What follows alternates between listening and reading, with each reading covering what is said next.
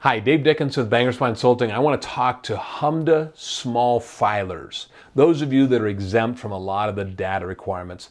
You can see the laundry list of data fields that you do not have to report. Some of them have asterisks beside them. What that means is if you go there, you got to go all there. For instance, credit score. If you're going to give credit score, you got to give the source. If you're going to give some points and fees, there's 4 different fields. You can't give one, you got to give all 4. Now, just because I give points and fees doesn't mean I have to give credit score. It's not like you lose the exemption across the board. It's just in the related field. If you give any, you got to give it all.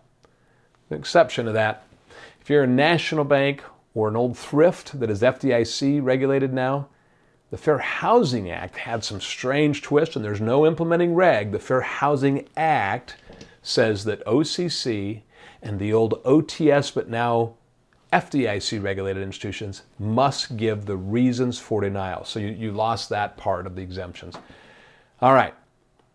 The next thing I want to talk about is I still encourage you to collect but not report. Let me say it again. Collect but not report debt to income, loan to value, and credit score.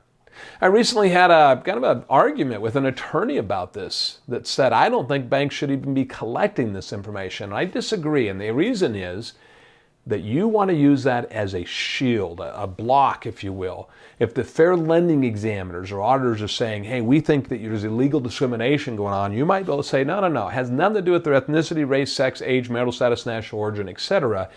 Look at their loan to value, debt to income, credit score. That's why we did this higher rate or denied them altogether or counteroffered. Those 3 data fields are very good for you to defend. And I don't think there's any risk in you having those in the file. We just don't want to report them. Why? We don't need to give the examiners any more bullets to shoot us with or any more rope to hang us with. So I'm not going to send in the data, but I'm going to have it for my own analysis as a defense. That's my opinion on this, and I think that you should be able to protect yourself with those things.